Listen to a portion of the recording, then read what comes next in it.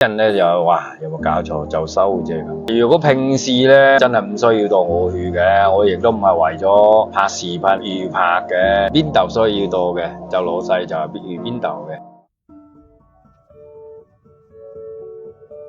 我哋超輝咧講到叉子啊，人人都豎起個大拇指嘅，但係我哋係點樣去迎合呢個市場嘅需要咧？其實我哋去到好遠嘅地方咧，我哋專門會派大巴去接送佢哋嘅賓客到我哋超輝嘅。超輝咧係喺現值裏邊咧就係專門派大巴接送咧，亦都唔係頭一次啦。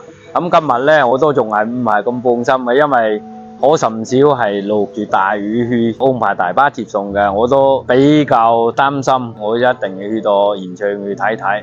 今晚去超輝大酒樓啊，食飯。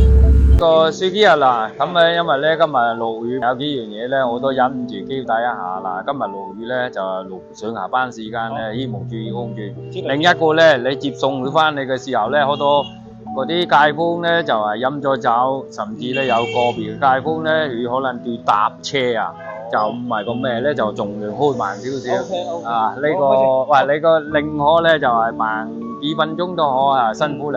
好嘛，咁注意安全啊嚇。好。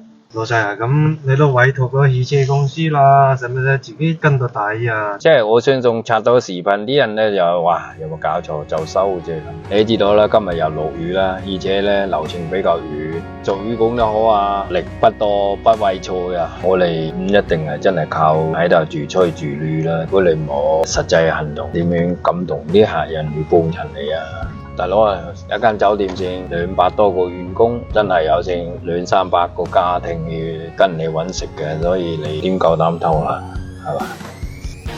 其實作為就老細咧，老實講咧，我哋咁樣親住到第一線去睇睇，啲同事會見到哇，老細真係都收退休金啦，都咁勤力。咁你諗下啦，佢又點睇咧？係嘛？